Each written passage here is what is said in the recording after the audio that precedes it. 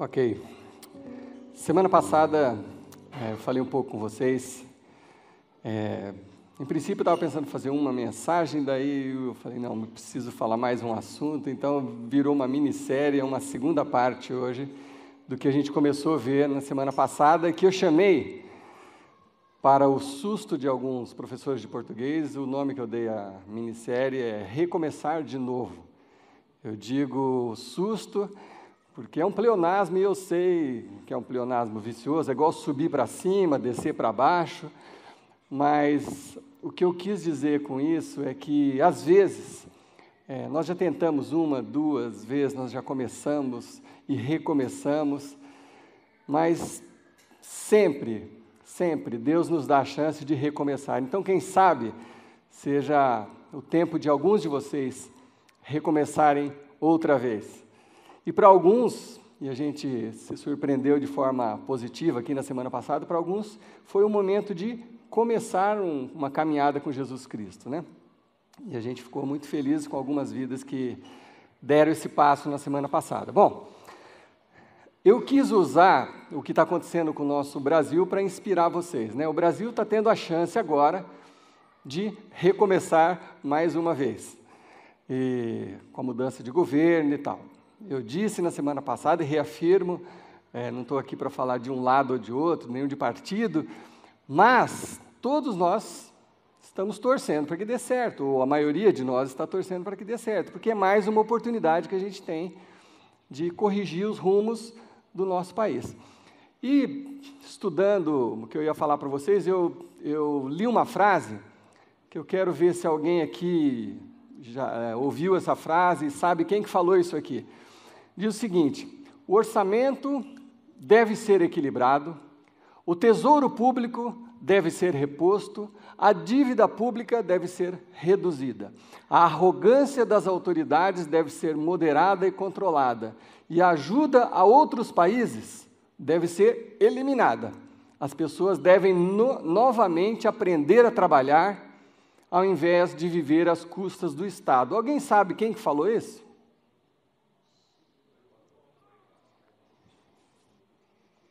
Não foi o Temer? Alguém sabe quem falou isso? Lula também não foi? Quem falou isso é o Marco Túlio Cícero. Ele falou isso 55 anos antes de Cristo.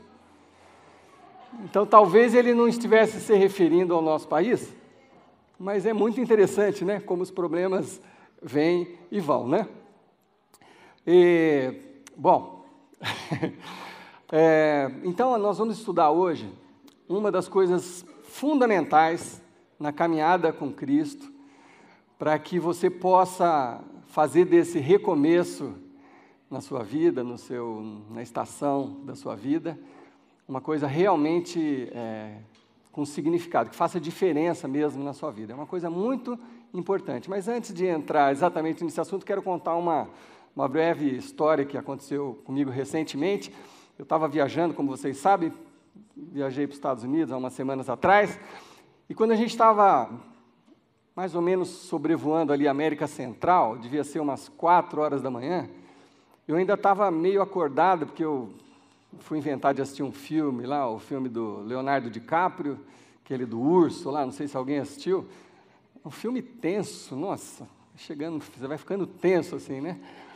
E aí devia ser por volta de umas 4 horas, eu ainda estava acordado. Muita gente já estava dormindo, mas aí o avião deu aquela balançadinha, né? E daqui a pouco outra balançada. Daí veio a voz do comandante falando assim: atenção, senhores passageiros, permaneçam sentados em suas poltronas com os cintos afivelados, e fechem a mesinha à sua frente. Estamos enfrentando uma área de turbulência. Ok.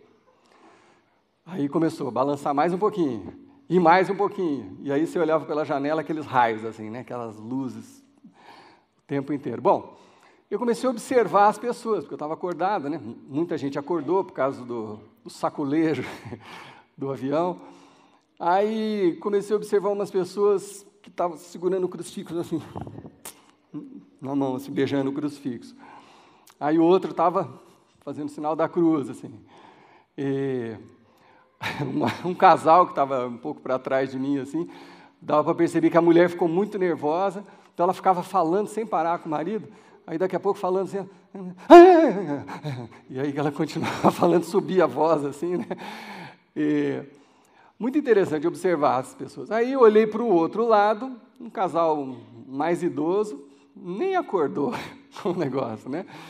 E eu peguei o meu plug de ouvido, coloquei o negócio e deitei para dormir, no meio daquela turbulência.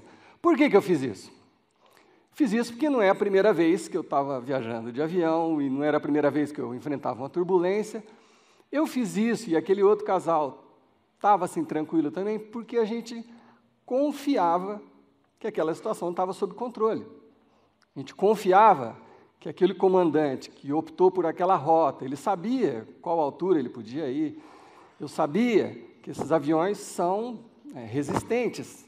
Não sei se tem na história o fato de um avião ter caído por causa de uma turbulência, mas para quem não tem essa confiança, fica apavorado, e grita, e fica beijando o crucifixo, e fica segurando ali na poltrona como se fizesse alguma diferença aquilo, né?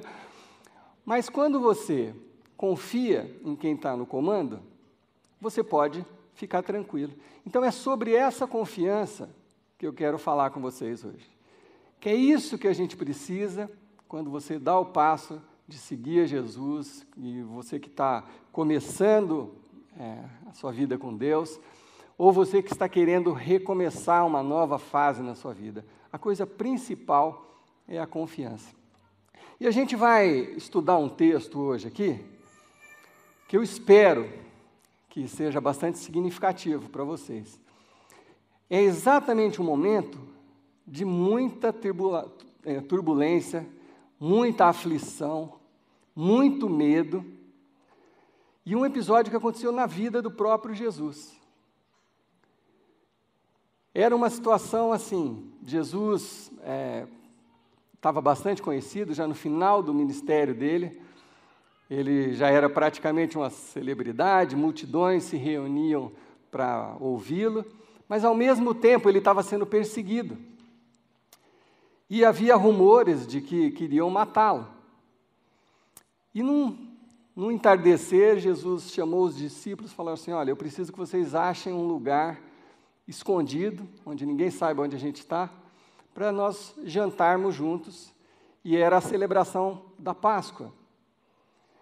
A Páscoa se referia à saída do povo lá do Egito, 1.500 anos antes daquele dia, quando vocês talvez conheçam a história também. O povo ficou escravizado no Egito por 400 anos. E aí, por 400 anos, eles oraram para que Deus os libertasse. E aí, finalmente, Deus levantou Moisés. Moisés lidou, todo mundo conhece a história, lidou com o faraó, até Deus enviou algumas pragas para mover o coração do faraó, até chegar no último momento onde a morte bateu às portas dos primogênitos das famílias. E a ordem de Moisés para o povo de Deus é que você aspergisse o sangue do cordeiro nos umbrais da porta. Aquele sangue do cordeiro representaria a Páscoa, a liberdade, a passagem para uma nova vida. E isso aconteceu, e o povo foi liberto, e 1.500 anos depois, nessa noite, Jesus se junta numa salinha, no segundo andar de uma casa, para ter a ceia, para ter um jantar com seus discípulos. O texto que nós vamos ler está lá em Marcos, capítulo 14, e a coisa que eu quero que você observe é que, assim, Jesus estava presente naquela situação. Deus estava no controle daquela situação. Ainda assim, havia medo, incertezas, os discípulos não sabiam o que ia acontecer. Havia temor da morte, tudo isso com Jesus presente naquela situação. Sabe por que isso é importante você observar? Porque às vezes você liga a sua televisão e você ouve pastores dizendo assim, se tem alguma coisa errada com você, é porque você está longe de Deus. Se você está com medo, se você está ansioso, se você está assim, é porque você está longe de Deus, tem algum problema com você. E nesse texto nós vemos que Jesus estava ali presente e tudo isso acontecia. Por isso, nem sempre, nós vamos descobrir hoje, nem sempre os momentos de aflição, de dor, de angústia significam que Deus está ausente da nossa vida, né? Então, se você trouxe sua Bíblia, eu te sugiro abrir lá em Marcos capítulo 14, nós vamos começar no versículo 17, que diz o seguinte: ao anoitecer, Jesus chegou com os 12. Quando estavam comendo, reclinados à mesa, Jesus disse: digo-lhes que certamente um de vocês me trairá. Alguém que está comendo comigo ali, à mesa, né? Eu não sei se você, quando chama alguém para jantar com você, o assunto que você tem para conversar durante a janta é traição, ou alguém que está te passando para trás. Normalmente, quando você está jantando com alguém, é para celebrar, mas não era o caso nessa noite especial. Havia essa sensação de traição e de uma pessoa muito próxima que estava ali, sentada à mesa com Jesus, né? E Jesus deixou toda a diplomacia de lado e começou a falar de umas coisas muito importantes. No versículo 19 diz o seguinte: e eles ficaram tristes quando Jesus falou isso, que alguém ia trair. E um por um lhe disseram: Jesus, com certeza não sou eu. Aí o Pedro falou: não, com certeza não sou eu. Aí o João falou: com certeza não sou eu. O André falou: com certeza não sou eu. Um por um foi falando: não, Jesus, não sou eu que vou te trair. O que é isso? Que conversa é essa? Não vai ter traição. Mas Jesus afirmou: é um dos 12, alguém que come comigo do mesmo prato. Isso aqui é dolorido. Por mais que você conheça talvez esse texto, você tenha ouvido outras pregações sobre isso, ou você já estudou sozinho esse texto, você que já passou por uma traição, principalmente de alguém muito próximo, alguém que come à sua mesa, algum amigo, algum familiar, alguém que uma hora é super seu amigo, e celebra, e festeja, e de repente vira as costas para você, você sabe a dor que isso provoca. Você sabe a dor que isso provoca. Jesus estava se referindo a essa dor, e ele sabia quem daqueles ali era o traidor. Ele sabia que era Judas, o traidor. E mais do que isso, você sabe que Jesus sabia que Judas já andava roubando o grupo ali já fazia um tempo? Não sei se você já observou isso. Judas era o responsável pela bolsa, pelas finanças daquele grupo. Você que pensa que oferta ou dízimo é só coisa do Velho Testamento, Jesus, quando ele se reunia, as pessoas ofertavam para o ministério dele. Era óbvio, eles precisavam comer, eles precisavam trocar de roupa, eles precisavam viajar para outras cidades. E Judas era o responsável pela sacolinha do dinheiro, e Jesus sabia que, vez ou outra, ele roubava o dinheiro que estava ali na sacolinha. Se você quiser conferir, depois está lá em João 12, versículo 6, fala sobre isso, que Judas já fazia isso, né? Versículo 21, o Filho do Homem vai, como está escrito a seu respeito, mas ai daquele que trai o Filho do Homem, melhor lhe seria não haver nascido. O que eu quero dizer com isso, nós não vamos falar sobre a Páscoa hoje aqui, o que eu quero dizer com isso é que esse livro, a Bíblia, está repleto de histórias de incertezas.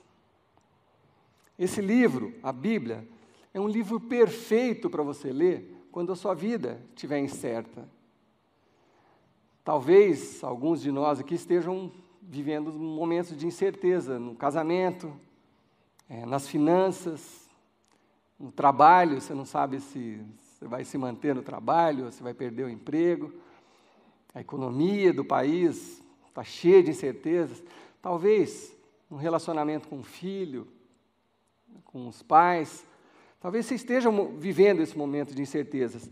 A Bíblia está cheia de histórias de pessoas que seguiam a Deus, pessoas especiais para Deus, que viveram também, como nós vivemos, momentos de incertezas, lutas iguais às nossas ou muito piores do que as nossas.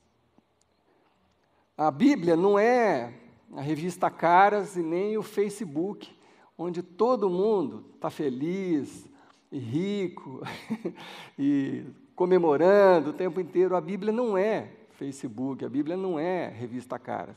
A Bíblia é um livro cheio de incertezas, de pessoas que enfrentaram dificuldades, lutas, turbulências, como eu e você enfrentamos. Basta você se lembrar de algumas histórias favoritas suas. A história de José do Egito, por exemplo. José foi vendido pelos irmãos. Uma hora ele estava dentro de um poço, ele escutou os irmãos negociando. Será que a gente mata ele ou vende? Mata ou vende? Olha as opções, né? Talvez você não goste do seu irmão, mas eu acho que você nunca chegou nesse ponto, né? Mata ou vende? Aí resolveram vender. Depois ele foi servir de escravo. Aí, trabalhando como escravo, inventaram uma história mentirosa. Ele foi para a prisão, ficou 14 anos preso. Quanta incerteza esse moço viveu dentro da cadeia? E ele é um moço que seguia o Deus verdadeiro, ele adorava o Deus verdadeiro. E estava lá 14 anos preso, orando. Deus, quando é que eu vou sair daqui? Quando é que isso vai se resolver? Quando que é a saída para a minha vida? 14 anos ele orou. Às vezes a gente ora 14 dias e já desiste, né? Às vezes 14 horas e já desiste. 14 anos ele orou até que ele recebesse o livramento. O Moisés, que nós citamos agora há pouco, a mãe de Moisés teve que colocar em uma cestinha e jogar no rio abaixo, porque estava havendo uma perseguição, todos os bebês, meninos, estavam sendo mortos. Você imagina você pegar seu bebezinho, colocar numa cestinha e soltar no rio? Que mãe faria isso? Imagina a angústia dessa mãe. Que momento de incerteza que ela estava vivendo. Davi, o rei Davi, aquele homem segundo o coração de Deus, teve um momento na vida de Davi que o filho dele estava conspirando, montando um exército para matar o pai e destruir, tirar ele do reinado. Davi, aquele homem segundo o coração de Deus. Enfim, está repleto de histórias. E a grande pergunta é, onde será que estava Deus naquele momento de angústia? Naqueles 14 anos que José ficou preso, onde que estava Deus? Será que Deus estava distraído? Será que Deus estava ocupado, atendendo pessoas de outro país, ou outra situação, ou cuidando dos planetas? Será que Deus não estava ouvindo as orações de José por todo esse tempo? Ou de Davi, ou da mãe de Moisés, ou de tantos personagens que nós conhecemos aqui? A questão é que a ausência de uma resposta clara de Deus não significa que Deus não esteja no comando, no controle. Essa que é a grande questão. Mas continuando, nosso Marcos 14, versículo 22. Enquanto comiam, Jesus tomou o pão, deu graças, partiu e deu aos seus discípulos, dizendo, tomem, isso é o meu corpo. Puxa vida. O momento já era tenso, já havia traição. Agora Jesus começa a falar de, peraí, eu estou partindo o meu corpo com vocês. O assunto era denso, era a morte que Jesus estava falando aqui, né?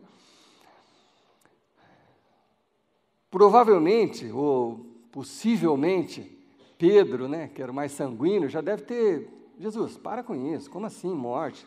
Calma aí, Jesus, nós estamos aqui. Aí, mano, estamos aqui, estamos juntos. Não vai ter morte não, Jesus, muda essa conversa. Não, peraí, para com isso. Mas em seguida, Jesus ainda agravou a situação. Ele pegou o cálice, deu graças, ofereceu aos discípulos e todos beberam. E lhes disse, isso é o meu sangue, é o sangue da aliança, que é derramado em favor de muitos. E isso, em poucas horas, se tornaria literal.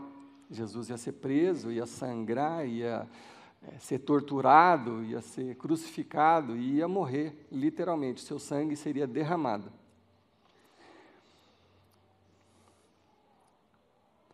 E disse-lhe Jesus, para piorar, né? Jesus ainda tem mais uma.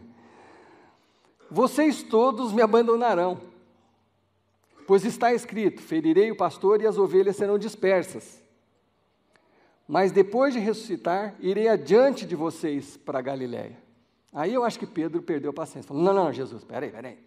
Como assim? Como assim? Ninguém aqui vai te abandonar, não. Nós estamos juntos, na alegria e na tristeza, nós somos um time. Fica frio, Jesus. Não fique ansioso por causa disso. Ninguém vai te abandonar, não. Fica tranquilo. E Pedro realmente falou assim, ainda que todos te abandonem, Jesus, eu não te abandonarei. Isso aqui é figura, né? Cara macho, decidido, né? E na mesma madrugada, né? Todos nós sabemos a história, ou a maioria de nós sabe a história.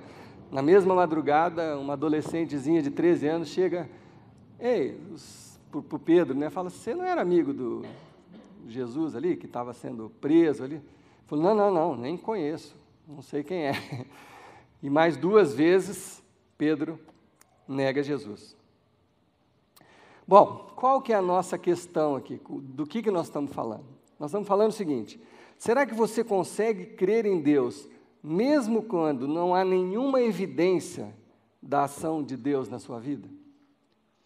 Porque ali parecia que tudo estava perdido, do ponto de vista dos discípulos, tudo estava perdido. Se Jesus ia morrer, acabou. Ué, o nosso grande líder, aquele que falou que ia ser o rei dos judeus, vai ser morto, crucificado, não há nenhuma esperança. Não era uma turbulência, era uma tempestade fatal. É assim que eles estavam vivendo. Talvez, se nós compararmos as nossas turbulências hoje, fiquem muito pequenas em relação ao que estava acontecendo aqui. Mas será que a gente pode crer em Deus, mesmo quando não há evidências, mesmo quando você ora e você não escuta a resposta na hora que você precisa, mesmo quando, às vezes, o nosso coração fica frio, mesmo quando, vamos ser honestos, às vezes é difícil até de orar, às vezes é difícil orar, às vezes você está tão ansioso, tão angustiado, que você tem dificuldade, assim, é muito difícil você dobrar os seus joelhos, você está agitado, sua alma está agitada, e faz o seu corpo ficar andando de um lado para outro, pensando. Será que nesses momentos a gente pode confiar que Deus ainda está no controle? Eu já fiz esse exemplo aqui, vou repetir, e talvez eu repita ainda mais algumas vezes, porque eu acho importantíssimo.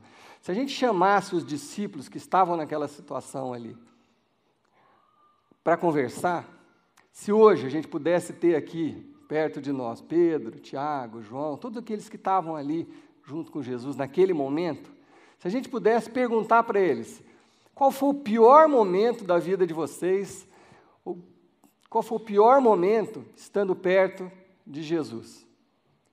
Eu acredito que eles não titubeariam, não teriam nenhuma dúvida em dizer que foi esse momento, o pior momento de todos. O momento mais tenso, mais turbulento, mais angustiante. Eu tenho certeza que eles diriam, foi aquele jantar, quando Jesus falou aquelas palavras, aquele foi o pior momento das nossas vidas. Mas se ao mesmo tempo eu perguntasse para eles aqui, qual foi o momento mais grandioso do tempo que vocês tiveram com Jesus? Qual foi o momento onde vocês viram a maior ação de Deus na vida de vocês e em Jesus? De todos, dos 3 anos que vocês conviveram com Jesus. Porque Jesus curou cegos, ressuscitou mortos, mas se eles tivessem que responder qual foi o momento mais glorioso, onde a presença e o comando de Deus foi mais evidente, eu acredito que eles diriam, foi exatamente naquele dia. Porque ali tudo mudou, tudo mudou. Com a morte e a ressurreição de Jesus Cristo, toda a humanidade foi salva. Nós pudemos ser salvos. Então, naquele dia angustiante, naquelas horas angustiantes, Deus estava fazendo a maior obra que Ele já fez na humanidade. Mas aí você fala, mas... e aquela tensão? E aquela dúvida? E aquela incerteza? E aquele medo? De alguma forma, aquilo tudo fazia parte de um plano maior de Deus, muito mais amplo, que nenhum daqueles discípulos estavam enxergando naquele momento. Mas Deus, ainda assim, estava no comando. Como que está a sua vida, meu irmão? Como que está a sua vida? Que turbulência que você está atravessando hoje? Não precisa responder em alta voz, mas o que você está vivendo hoje que você chamaria de turbulência? Será que é no seu relacionamento, na sua própria casa, com seu marido, com a sua esposa, com seus filhos? Será que são as suas finanças? Será que é a incerteza de trabalho? O que é que você está vivendo hoje? Será que é algum vício que está te dominando? Qual a turbulência que você está enfrentando hoje?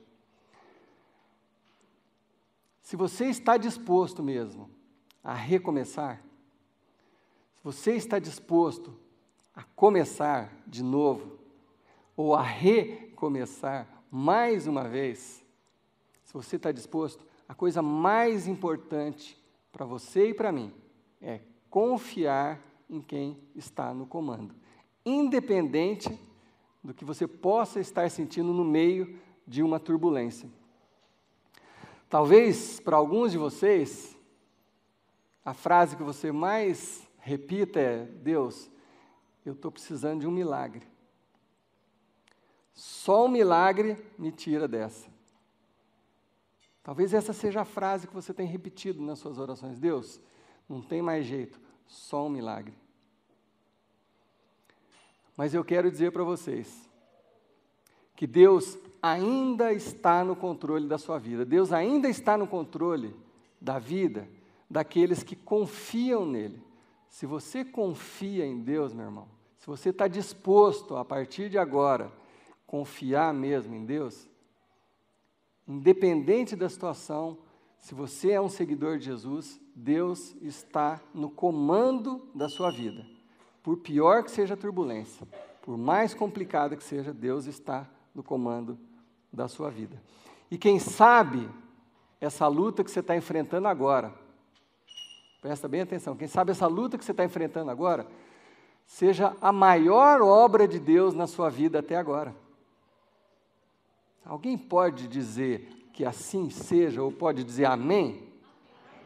Talvez essa luta que você está enfrentando agora, talvez a dificuldade que você está enfrentando agora seja parte da maior obra de Deus na sua vida até agora. Eu creio nisso, porque tem um versículo lá em Romanos, capítulo 8, que diz o seguinte: sabemos que Deus age em todas as coisas para o bem daqueles que o amam.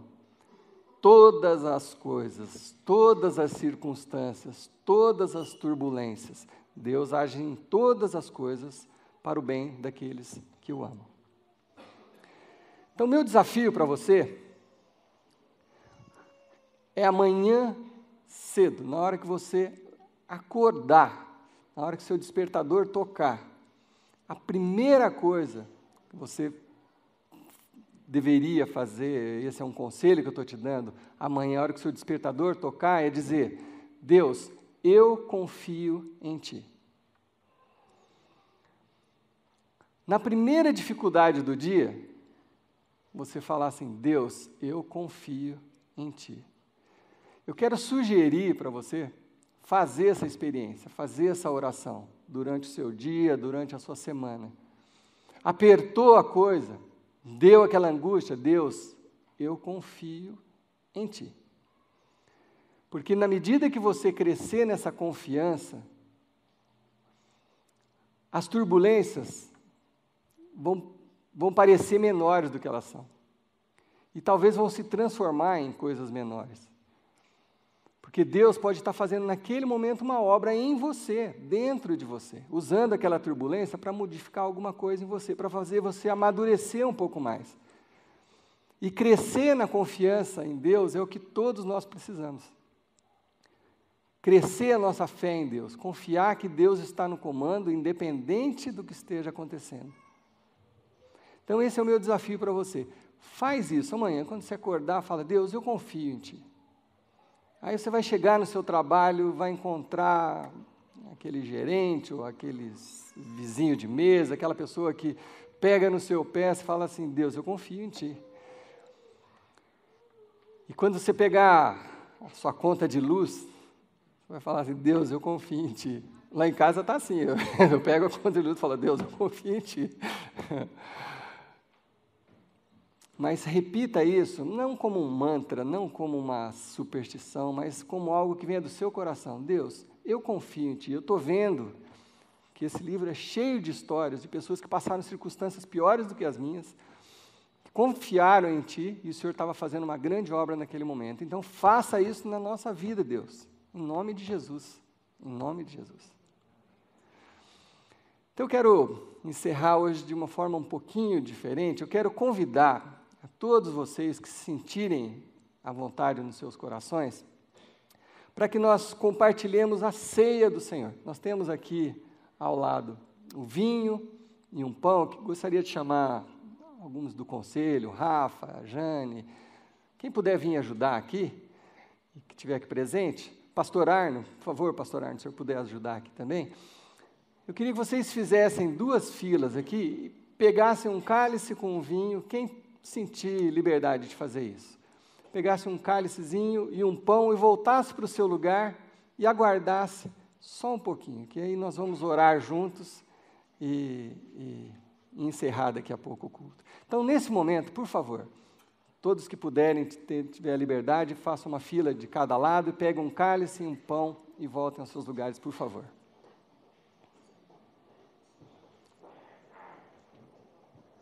Pode entrar.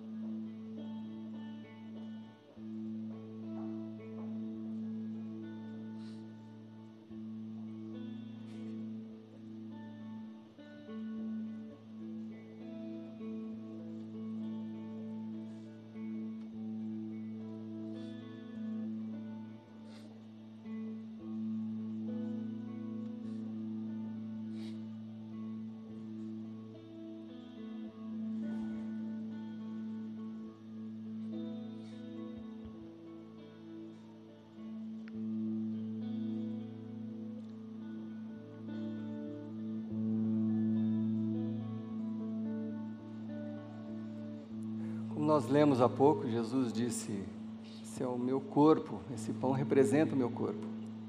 entregue por vocês.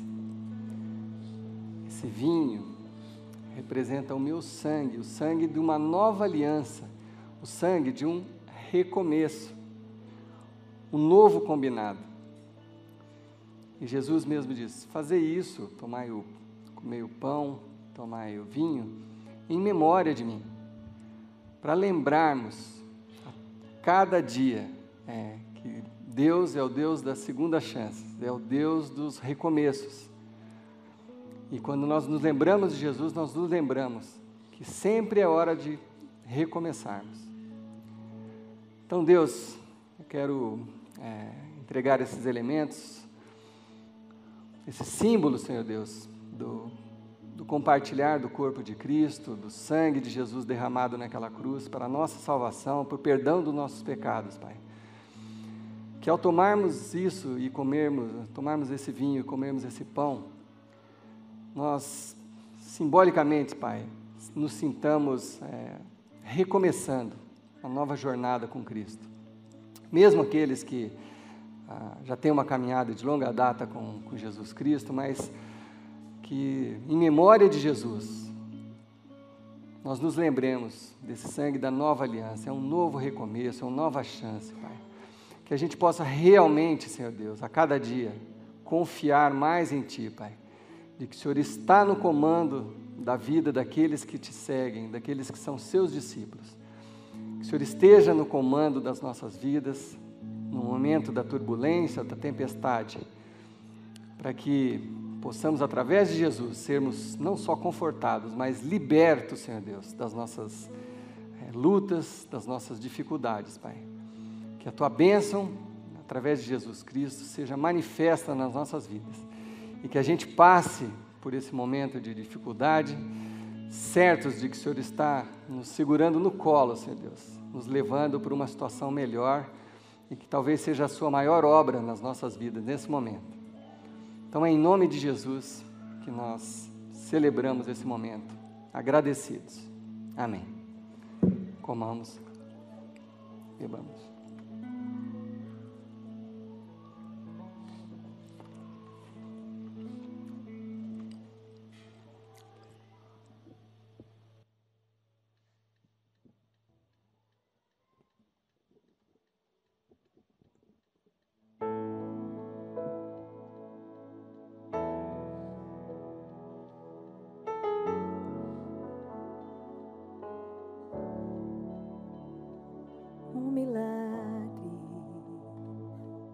Precisava de um milagre quando os homens não puderam me atender.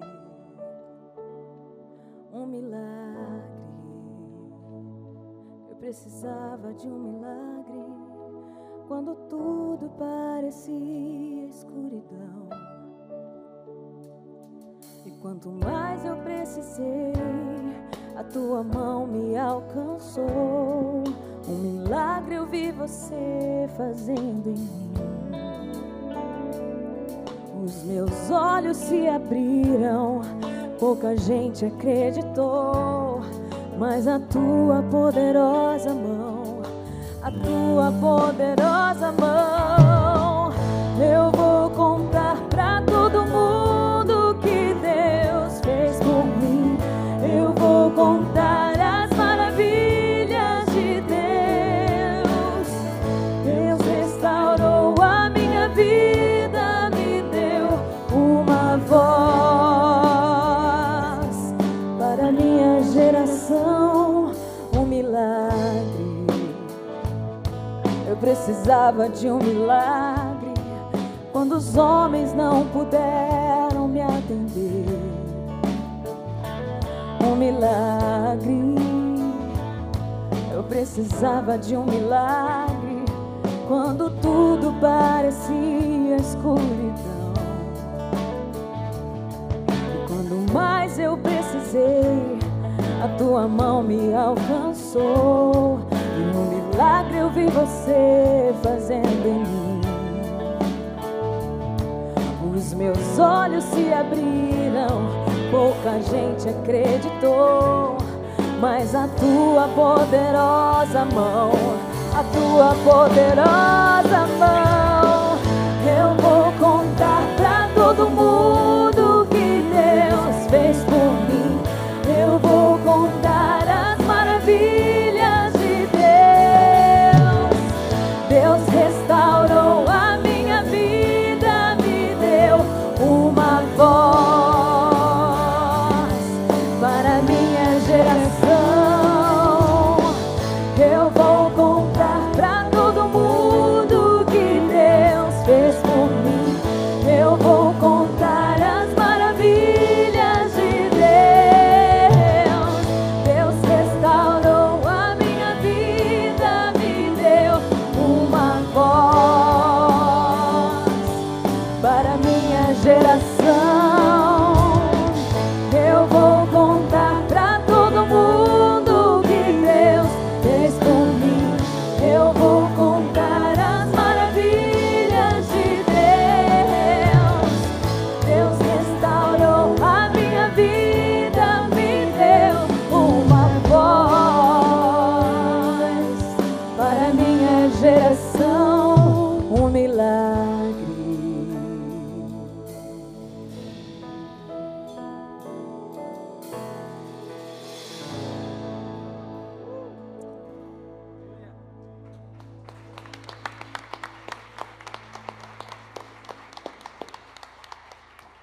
Que Deus possa restaurar a sua vida e abençoar a sua casa e a sua família, em nome de Jesus.